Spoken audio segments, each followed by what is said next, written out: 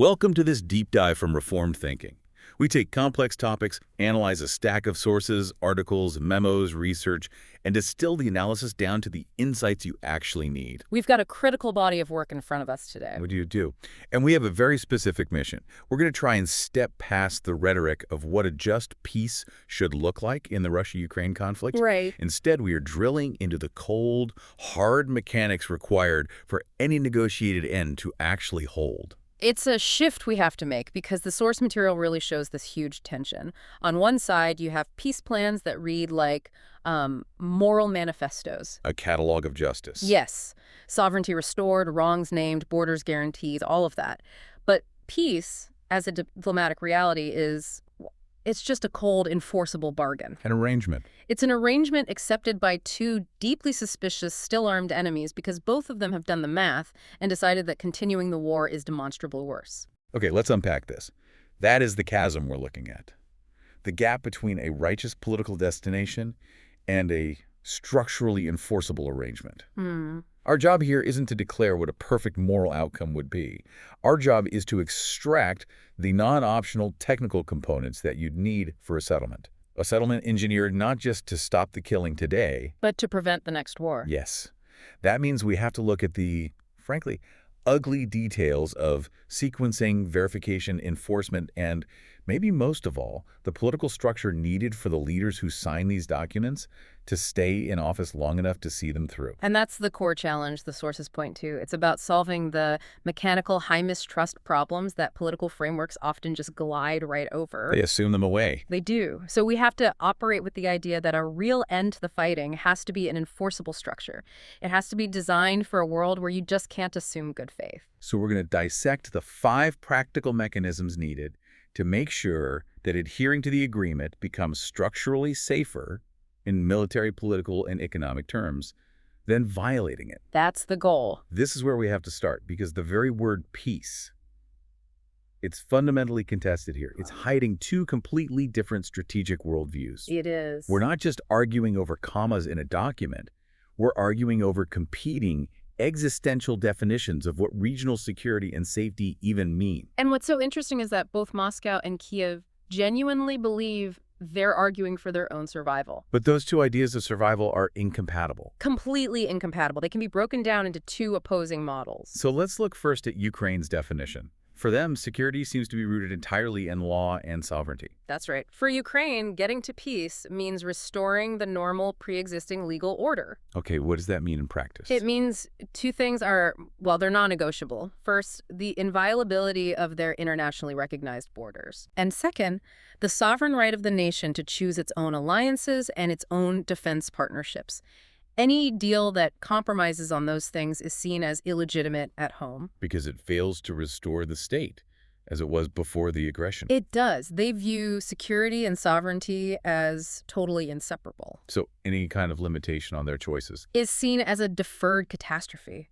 If a settlement leaves the country strategically exposed to a future reinvasion once the aggressor has, rebuilt its forces, It's not peace. it's just an intermission. It's a political trap. And this leads to their requirements for justice and repair. Things like accountability for war crimes. Accountability, the verified return of all prisoners and deported people, especially the children, and enough reconstruction aid for a genuine national recovery. Now, why are those specific items so critical? They sound more like justice issues than tactical ones. They're critical to the legitimacy of any deal. You have to think about the domestic politics here. If Ukrainian leaders can't show that the incredible sacrifices made weren't for nothing, that aggression wasn't rewarded, and the nation's integrity and future security are intact, then the political consensus you need to govern the country and comply with the deal will just fall apart. So the deal has to be seen as dignified. It has to be durable and dignified enough to command obedience over time. Without those markers of restored law, any agreement risks being judged at home as just an abandonment of the nation's core principles. Which brings us to Russia's competing definition, stability through managed constraints. A completely different conceptual framework. For them, peace is the reassertion of a regional environment where Ukraine is strategically constrained. Militarily, diplomatically. Militarily, diplomatically, and territorially. The goal is to structurally eliminate Ukraine's ability to function as a strategic platform that's hostile to Russian interests. particularly the presence of Western military infrastructure or alliances near its borders. That's the core of it. So this is less about specific border lines and more about the whole geopolitical setup. So what does that translate to in terms of demands? It translates into demands for real, concrete limits on Ukraine's ability to join alliances, verifiable restrictions on certain long-range or offensive military capabilities, Right. and territorial outcomes designed to reduce Ukraine's strategic depth and increase Russia's geopolitical leverage, for instance, over the Black Sea. So it's a definition of peace that's rooted in reducing a neighbor's ability to act independently in ways they see as a threat. Their security is defined by the inability of others to threaten them, which, by definition, requires external constraint. And the sources are very clear that domestic politics makes this strategic split even worse. Both leaders need a story they can sell at home. Absolutely. Any leader signing a deal has to survive the political fallout. In Ukraine, you have to explain how any painful compromise doesn't betray the memory of the soldiers and citizens who died. And in Russia. In Russia, you have to explain how the result represents a security gain and not a costly failure of your initial strategic objective. This is why the precise wording, the political scaffolding, is so vital. So words like temporary administrative arrangement. Or guaranteed neutrality framework. Leaders need that kind of language to handle the backlash from hardliners at home. So if Ukraine's freedom to choose alliances looks like an existential threat to Russia, and Russia's demand for managed constraint looks like a blueprint for future vassalage to Ukraine. where is the actual operational overlap? Is there any? The common ground, as the documents show, is incredibly narrow. It's largely confined to what you could call humanitarian minimalism. Okay, what does that include? Things like prisoner exchanges, establishing reliable, safe corridors for civilians, giving access to neutral aid agencies, or, stabilizing things around major infrastructure like nuclear power plants. Why do they agree on those things? Because these are tradable. They reduce immediate human suffering, and they offer visible political wins without forcing either side to give up its maximalist claims or its core security story right away. But if they only agree on humanitarian minimalism, they haven't touched the actual causes of the war. Not at all. The conflict is still fundamentally about defining the future security order of the entire region. So the diplomatic challenge isn't to reconcile these opposing worldviews. That seems impossible in the short term. The challenge is to create technical, external barriers that make both sides safer from each other, regardless of what they believe. So you separate the immediate security needs from the long-term, emotionally charged sovereignty questions. And then you lock those separating mechanisms down with external guarantees. That's the only path forward. Okay, this is where the analysis moves into pure operational mechanics. Why do talks fall apart? Or why do ceasefires collapse, even when the human cost of the war is just overwhelmingly clear? It's a key question. The sources point to three stubborn, predictable structural problems that explain why diplomacy fails in these high mistrust conflicts. And these three problems exist because, as the sources state, war teaches suspicion better than any diplomatic school. That's a powerful way to put it. Rational actors will always prioritize their survival, and they'll assume the worst of the enemy unless you have structural disincentives in place. Let's start with problem one, the bargaining range issue. A negotiated settlement is, mathematically speaking, only possible if the deal's outcome is better for both sides than their predicted outcome of continuing to fight. And that calculation is always changing. Constantly. It depends entirely on strategic expectations. If either side believes that time is on their side, maybe they're expecting a big military breakthrough, or they think the other side's political support is about to collapse. Or that sanctions will bite harder next quarter. Right. Then they have a rational incentive to delay compromise. They'll hold out for a better deal tomorrow. So negotiations can be cynical. One side might be at the table just to buy time, not to find peace. That is a constant risk. For a genuine bargaining range to open up, you need what the experts call a mutually hurting stalemate. A mutually hurting stalemate. It means a shared strategic calculation based on grim arithmetic.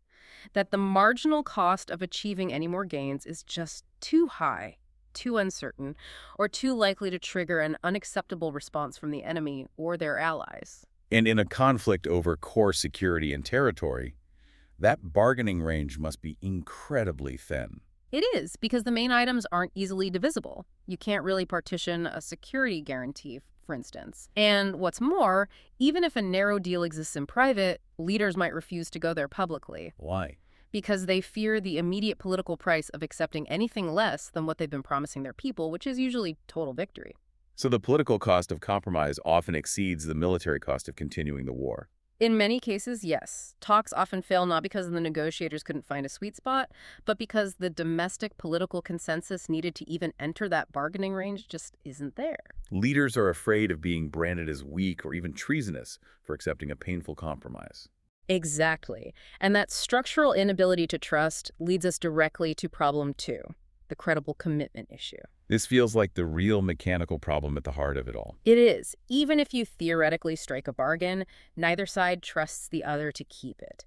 A ceasefire without external enforcement is just seen as a strategic pause. A time to regroup, reload, and rearm. For Ukraine, a pause without guarantees is an invitation for Russia to regenerate its forces and come back stronger.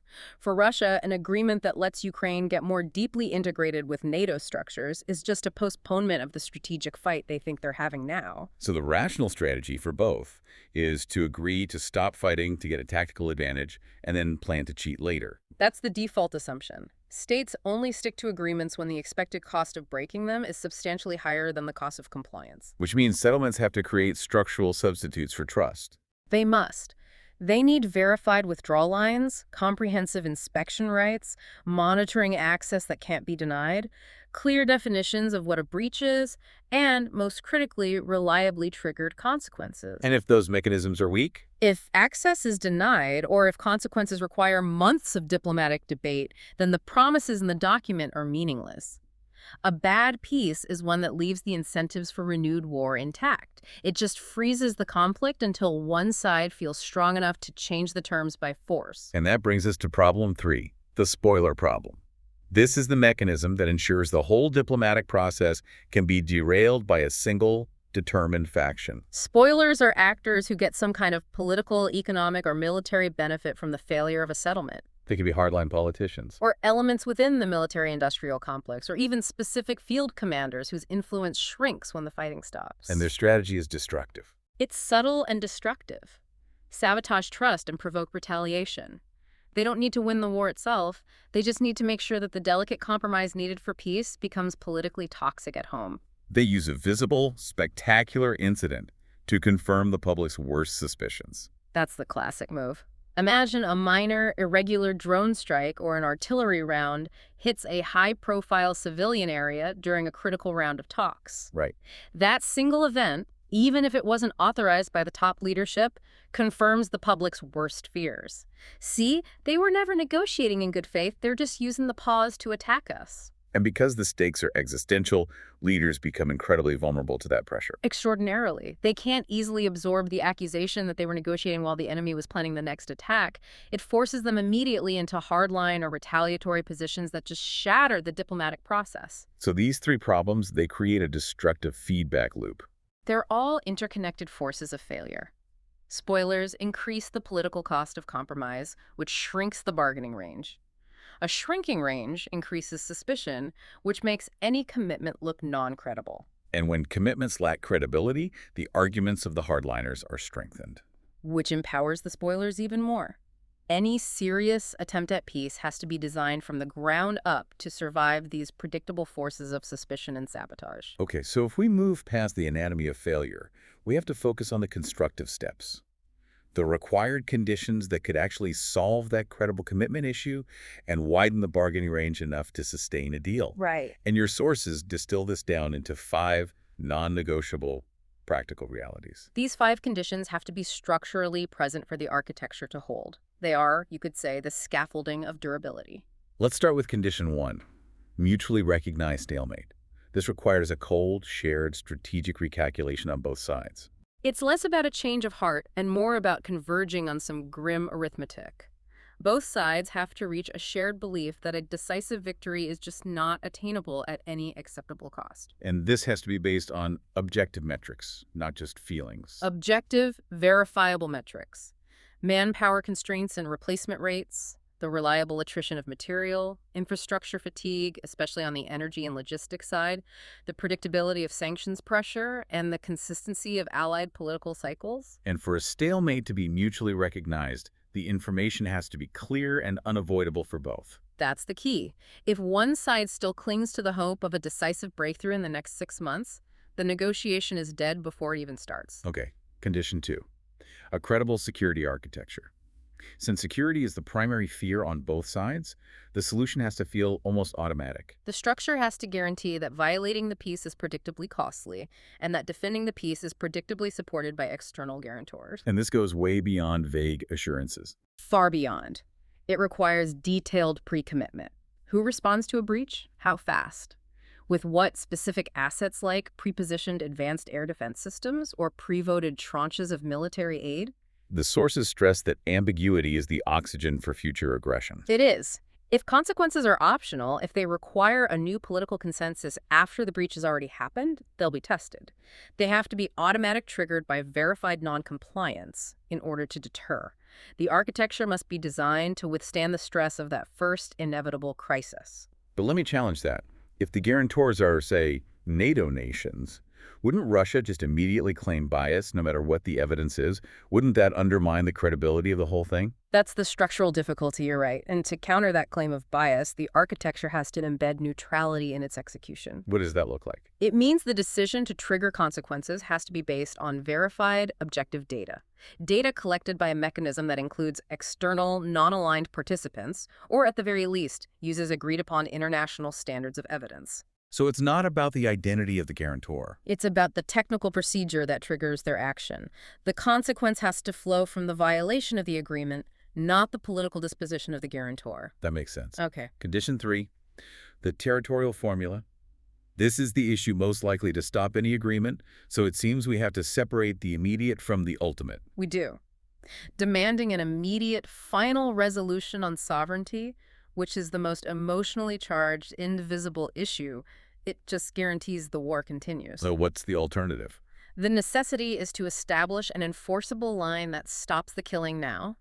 That's the line of de facto control, and then create a structured, binding process for determining the de jure legal status later on. This separation is politically very difficult, isn't it? It seems to legitimize the current occupation. It's fraught, for sure.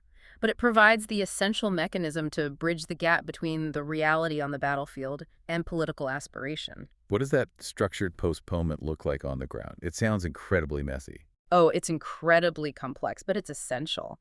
It requires precise technical specifications. Who administers law enforcement, currency, utility services, and taxes in that interim territory? Right. What rights, if any, do displaced people have to return before the final status is decided? Where exactly are military forces positioned, and how large are the buffer zones? If the postponement is just an ambiguous statement, it invites conflict. It has to be a legally binding, technically detailed set of rules for interim administration. Okay, that brings us to condition 4. The conditional economic package. Yeah. This is where we get into the engine room and leverage. This is where the real power is. Sanctions relief, reconstruction finance, and the status of frozen sovereign assets are the key levers here. And the structure has to use phased, verified measures. It has to. For example, a verified step on the ground, say a monitored withdrawal from a specific city, or the verified safe return of a group of deported children, has to trigger a specific, defined economic change. It's all built on what's called escrow logic and snapback penalties. Let's explain that technical jargon, because that's where the leverage actually is. What is escrow logic? In finance, escrow means that funds or assets are held by a third neutral party, and they're only released when specific verifiable conditions are met. Okay. In this context, it means that, say, $50 billion in frozen assets or specific tranches of reconstruction funding for Ukraine are placed in a neutral trust. They're not immediately released. And then what triggers the release? If a verified compliance benchmark is met, for instance, the monitoring mechanism confirms 90 days of absolute ceasefire compliance, then the next tranche of economic benefits is released, or a defined set of sanctions is relaxed. And the snapback penalty is the other side of that leverage. It is. Snapback ensures that the benefits are never front-loaded and that any violation is immediately costly. If a major breach happens, for example, if the attribution mechanism finds that one side started a large-scale attack, the automatic snapback mechanism instantly reverses previously released economic benefits. So it reinstates suspended sanctions or refreezes newly released assets. Yes. This creates structural stability by maintaining leverage throughout the whole implementation period. It makes the financial consequence of cheating immediate and predictable. And finally, condition 5. Domestic survivability. The agreement has to be politically defensible to the publics who suffered through the war. This is the political scaffolding. The leaders signing the peace must have a narrative to justify their actions that lets them stay in office and actually implement the often painful and unpopular measures the deal requires. So they need to be able to claim they protected core interests. Whether that's securing justice, securing strategic insulation, or ensuring economic recovery. And the use of conditional language words like temporary measures, future processes, or international verification, that's vital to selling painful concessions to a skeptical and war-weary public and neutralizing that hardliner spoiler critique. A settlement that collapses at home is structurally worthless, even if it's sound on paper. Complete. Okay, so we're no longer looking at some grand declaration. We're designing a technical manual, a dense, dry package of maps, timelines, and procedures designed for one purpose: to prevent cheating. That's right. Let's dive into the 4 essential sections of this manual. And the central objective of this whole architecture is to eliminate ambiguity, because every single ambiguity will be exploited to renew the conflict. Section A, ceasefire mechanics. How do we move from the chaos of the battlefield to stopping the shooting by agreed-upon rules? This requires almost forensic detail. First, a clear line of contact. This is defined not by vague descriptions, but by precise GPS coordinates and attached binding maps. So you prevent disputes over a single field or an abandoned building? You do. Second, separation measures. This means defining precise withdrawal distances for specific weapon systems, for instance, 50 kilometers for heavy artillery, 10 kilometers for mortars, and defining designated monitored storage areas or cantonment areas for those weapons. And those areas have to be subject to immediate inspection. Verifiable inspection, yes. How do you manage modern threats like drones and electronic warfare? The agreement has to spell out rules for modern warfare, especially for airspace. What drone activities are permitted, just monitoring, reconnaissance, and over which specific areas. And you need a way for commanders to talk to each other. You have to establish reliable, defined channels hotlines between opposing commanders and the monitors. This is so alleged violations can be reported before any retaliatory fire is authorized. So it's a procedural requirement designed to slow the decision cycle. It replaces immediate emotional retaliation with a mandatory investigation period. Okay. Section B covers monitoring and verification. This is moving from rhetoric to compliance. This feels like the heart of the credible commitment solution. It has to be robust and it has to be external. The document has to specify who monitors a UN mission, a coalition of states, a neutral international organization where they have access, and what specific technical equipment they can use. And access has to be real and immediate. It can't be limited to pre-approved routes or subject to delays that let evidence be removed or fabricated. This includes specific rights for short notice inspections of those designated withdrawal or storage zones. We mentioned the attribution mechanism earlier. Let's get into the details of how this joint commission would work to establish who's at fault. The attribution mechanism is so vital because it manages contested narratives. A joint commission is usually made up of equal numbers of technical experts from both sides, and it's chaired by a neutral external expert. Appointed by the guarantors or a body like the UN. Right. And the agreement has to set the rules. A 48-hour deadline for site access, procedures for preserving evidence, like crater analysis or forensic debris collection, and critically agreed upon evidentiary standards. The different standards for different kinds of breaches. Yes. For a minor infraction, a simple finding of more likely than not might be enough. But for a major breach that's going to trigger sanctions, the standard has to be higher, maybe clear and convincing evidence. And the external chair has the power to issue a binding determination if the two sides disagree. Which prevents unilateral denial from derailing the whole process. The goal is to make denying a clear violation procedurally difficult, which then lends credibility to whatever penalty follows. It creates an institutional buffer against immediate, self-serving claims and counterclaims. And it forces the discussion onto agreed facts and established procedures. Okay, Section C is humanitarian stabilization. This is about providing tangible, immediate goods. And this is morally urgent and politically stabilizing.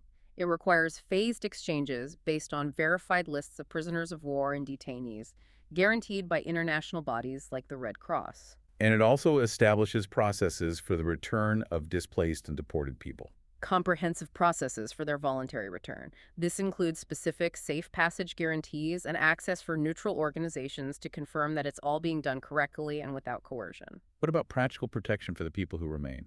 Yes, the agreement has to stipulate safe corridors for aid delivery, robust protection of critical infrastructure like water and power networks, and clear, defined demining commitments for specific areas. To allow things like agriculture to resume. For example, these tangible benefits, a family getting reunited, safe access to resources, are essential for leaders to show their people that the negotiations are yielding immediate, visible improvements in their daily lives. And finally, Section D, the engine room security and economic triggers. This is where the agreement gets its teeth. This is where the cost of renewed aggression is made predictably irrational.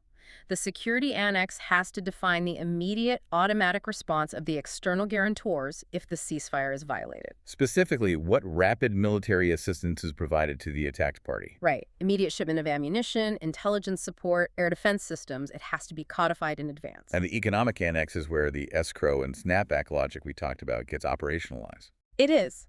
Compliance with specific, verified benchmarks, like a monitored troop withdrawal or full access for monitors' releases, conditional economic benefits. Violations, on the other hand, automatically trigger the pre-agreed costs, often economic reversals like sanctions getting reinstated or assets being refrozen. Sequencing. This is the hidden operational challenge, isn't it? The exact same terms can either stabilize a peace or guarantee its collapse, depending entirely on the order of operation. It's all about the order. The fear is rational. What stops the other side from taking its immediate prize? A pause, sanctions, relief, whatever, and then just cheating. And that structural fear of being tricked is why the most obvious sequencing models so often fail. We really have to analyze the risk profile of each one. Okay, let's start with Model 1. Ceasefire first. Well, the obvious advantage is you immediately stop the violence, which is politically powerful and it saves lives. But the strategic risk is enormous. Huge. A ceasefire-first approach freezes the current lines, which gives immediate leverage to the occupying power. It risks becoming just an intermission, letting both sides rearm, dig in, and prepare for the next round of fighting under the cover of diplomacy. And if the fundamental political and security disputes aren't dealt with quickly? Then the pause is inherently unstable. It just invites revision. Okay, what about Model 2? Comprehensive first. This model tries to solve the credible commitment problem head-on. It requires that the ceasefire is only implemented after the entire architecture, the security guarantees, the economic triggers, territorial formulas, verification mechanisms, is all signed, ratified, and up and running. The strength there is high structural integrity. Right. Cheating is much harder because the price is built in from minute one. The problem, though, is it requires maximum political leverage and a huge amount of diplomatic patience. And it often fails because the clocks just keep ticking. The political and military clocks keep ticking, while diplomats argue over every little detail. You get exhaustion, you lose momentum, and the whole thing can fall apart before the deal is even finished. Which leads to Model 3, phased or clustered sequencing. This is an attempt to build confidence slowly. You start with the narrower, easier to agree on issues where there's some overlap. Like the humanitarian measures we talked about, prisoner returns, infrastructure stabilization. Yes, it yields immediate, tangible goods, which can build political momentum and domestic buy-in, but the danger is that it becomes a substitute for actual peace. How so? The parties successfully trade these humanitarian steps. They enjoy the good diplomatic optics, but they just postpone the existential, difficult questions indefinitely. The core structural incentives for renewed war are left completely untouched. So the sources suggest a pragmatic hybrid solution. It's about front-loading the teeth of the agreement. That's the key takeaway. A durable sequence has to place the verification, attribution, and enforcement mechanisms at the beginning of the timeline. They have to arrive at the same time as the ceasefire itself. The principle being that the mechanisms that make the agreement credible have to be operational before the first shot is silenced. They have to be.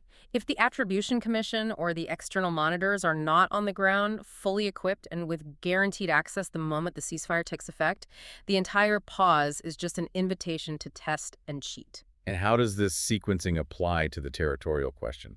The territorial sequencing is structurally critical. It requires that mandatory separation of de facto control, establishing the interim administrative line, now, from the de jure claims, the final political status, later. And that postponement has to be highly structured. It does. The agreement needs specific timelines, mandatory administrative rules for the interim territory, and specified movement rules. If the postponement is just ambiguous, each side will interpret that ambiguity to its own advantage, which guarantees renewed conflict over governance and access. And applying that escrow logic to this sequence prevents either side from cashing out early. Correct. The sequencing of economic benefits has to be granular and conditional. If you delivered sanctions relief or reconstruction funds in one big lump sum, all your leverage is gone instantly. So instead, the benefits are released step by step. Linked to verified compliance milestones. For instance, the release of the first tranche of reconstruction aid might be conditional on 60 days of verified stability along the line of contact, followed by the successful demobilization of irregular proxy forces within a designated buffer zone. So time itself becomes a disciplining tool. It does. It allows leaders to argue they're managing risk under external verification. Enforcement is really the crucial transition point. It's where an agreement moves from being a text on paper to a lived reality. And given the high mistrust, the implementation framework has to make three things unmistakable. Violations will be detected, responsibility will be attributed, and consequences will follow predictably and rapidly. Starting with detection and visibility, what does real access for monitors actually mean on the ground? Real access means monitors cannot be subject to negotiation or delay. They have to have guaranteed, unhindered access to every crucial point. Withdrawal zones, designated weapons storage sites, logistics corridors, and border crossing points. Especially those that have been closed or are under disputed control. Especially those. Furthermore, implementation requires pre-agreed evidentiary standards for technical means. If a satellite image or signals data suggests a violation, the agreement has to specify how that evidence is cross-checked, verified, and admitted by the attribution mechanism. Because without standardized rules for evidence, every incident just becomes a narrative contest. And denial is easy. What happens if access is just unilaterally denied? Access denial must itself be classified as a major breach. It has to trigger an immediate and predictable penalty. If a nation is willing to deny access to monitors, they're signaling bad faith, and they're testing the enforcement mechanism. So the consequence, a snapback sanction, an emergency meeting of the guarantors, has to be predefined and automatic. It removes the political option to just ignore the denial. Let's talk about the attribution ladder. Yeah. How do you manage the inevitable incidents without collapsing the entire structure? This is so critical for crisis stability. The agreement needs a detailed, rapid investigation process. For example, all major incidents have to be reported to the Joint Commission within, say, 12 hours. Site access must be guaranteed within 48 hours. And critically, the system has to establish different categories of violations. Distinct categories, yes. A minor infraction like an unauthorized drone flight in a buffer zone that triggers a warning, a report, and mandatory corrective steps within a set timeline. A major breach, like an artillery strike on a civilian center or moving armor into a withdrawal zone, automatically triggers the pre-committed financial or security penalties. Why is that distinction so essential? Because if every single minor breach is treated as an existential test of the peace, the political will to sustain the agreement will be exhausted very quickly. You have to have a procedural path to manage small incidents without escalating them into full-scale crises. While at the same time demonstrating that severe breaches have immediate non-negotiable costs. Right. The consequences must be automatic enough to deter, not optional enough to invite testing. That's the core design principle. If X happens, Y follows immediately. These are pre-committed triggers. Snapback sanctions that automatically reverse economic benefits, mandated high-level guarantor meetings designed to impose immediate diplomatic pressure, or the immediate acceleration of defined military support to the attacked party. Predictability is the key deterrent. It is. If a violator calculates that the guarantors might hesitate or that the process will be slow, they will test the system. Deterrence works when the consequence is certain and rapid. And that certainty relies entirely on the political will of the guarantors. It requires capability and will. Capability means they have the economic leverage control over sanctions and assets, and the military means the ability to provide rapid air defense or weapons delivery. And political will. Political will means the guarantors have clear, predefined decision rules that prevent paralysis. If enforcement requires unanimous consent from a dozen capitals, it's structurally weak. The deal has to define streamlined mechanisms for action when breaches are verified. So the response isn't subject to endless internal political debate among the guarantors. It can't be. Finally, we have to harden the structure against the spoilers who use deniable violence. Deniable violence, Irregular attacks, sabotage, ambiguous drone strikes, that's the spoiler's main tool. It is. A durable settlement needs specific anti-spoiler provisions. This includes obligations for both sides to actively restrain proxy and irregular actors, including clear timelines for their demobilization or integration into regular military structures within designated zones. And the deal needs cooling-off procedures. Crucially, if a disputed attack occurs, the procedure mandates immediate hotline consultation and monitor review before major retaliatory responses are authorized. This slows the cycle of escalation and prevents an unauthorized action from immediately collapsing the peace. And bringing it down to the ground level, implementation requires operational clarity for the soldiers involved. It requires clear command and control. The agreement's rules have to be disseminated all the way down to the unit level, defining exact rules of engagement and establish disciplinary structures for violations committed by one's own forces. And you need visible benchmarks. You need visible, verifiable benchmarks. Withdrawal phases, corridor openings, prisoner exchanges, demining milestones. These provide constant, visible proof to the public that compliance is yielding immediate benefits, which maintains political support for the difficult compromises. Peace needs a technical timetable with teeth. So, to solidify our understanding of the trade-offs involved in engineering this kind of peace, we can use endgames to force clarity. We can judge these final structures based on 4 criteria: durability, legitimacy, enforceability, and recovery potential. Okay, let's look at scenario 1. An armistice or a frozen line. The mechanism here is a cessation of large-scale fighting and the establishment of a defined, monitored line of contact, but without resolving the underlying political disputes. Security is provided by long-term deterrence, continuous military aid, training, and sanctions. Its strength is that it avoids forcing an immediate resolution on sovereignty. Which is the immediate political impossibility. It scores well on enforceability if the monitoring is rigorous, but its long-term durability is weak. It remains a warm conflict. It shelved but not resolved. It invites revision the moment either side perceives a change in the balance of power or if that external deterrence becomes ambiguous. And legitimacy remains low for the side that lost territory. Okay, scenario 2. Deferred territorial status plus strong guarantees. This is the most technically demanding scenario. It establishes stabilized interim control and administration of the de facto line now, but it postpones the final legal, the de jure status, to a conditional process scheduled for a future date. And that future date is tied to sustained, verified compliance. Entirely.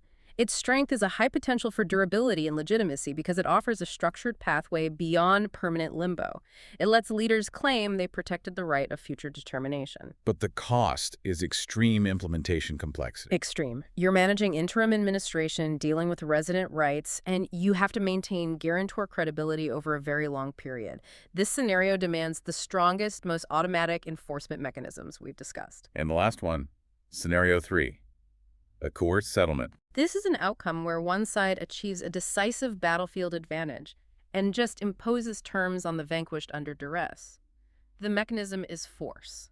It stops the fighting quickly. It does, which offers an apparent efficiency. But it scores extremely poorly on legitimacy and durability. The coerced party only signs to survive. They don't accept the peace as just. So the structure relies entirely on the continued strength of the coercer. And the moment that strength wavers, the coerced party will seek to revise the terms. This often leads to immediate insurgency or a renewed, even more severe conflict later on. So what does this analysis suggest? The most plausible negotiated end is not some tidy, all-encompassing peace treaty that resolves every issue right away. No. Given the extreme structural distrust and the irreconcilable definitions of security, the most realistic path requires a structure that demands the least immediate agreement on those ultimate existential questions. Which points toward a stabilized cessation of large-scale hostilities. Anchored entirely by pre-committed, mandatory external mechanisms deterrence, robust monitoring, and conditional economics. It's a move towards scenario 1, or the structurally complex but safer scenario 2, if the will of the guarantors can be maintained over decades. #tagoutro. The final synthesis from all these sources is pretty clear. A stable peace will only arrive when war becomes demonstrably worse than restraint for those who currently believe that force is what delivers security. Negotiated peace is an engineering problem. It is. It's built under conditions of existential fear. The structure has to be so robust, so defined, and so externally buttressed that renewed aggression becomes a predictably irrational decision, regardless of the private intentions of the leaders who sign the documents. And that structural framework is the critical distinction. The real test of any settlement is whether it's designed to detect a violation, attribute responsibility to the perpetrator, and impose consequences rapidly and certainly enough to actually deter the next escalation attempt. And if it lacks that mechanism, It isn't a peace. It's just a temporary strategic intermission before the next act of the conflict. and we'll leave you with this final thought. If the end of this war depends entirely on the creation of a powerful external machine, a complex system of law, verification, and consequence designed to predict and punish bad faith, does that mean that the most durable earthly order can only be achieved by accepting the impossibility of human trust in this current age? We'll leave you with that as you consider the nature of conflict and order. Thank you for joining us for this deep dive.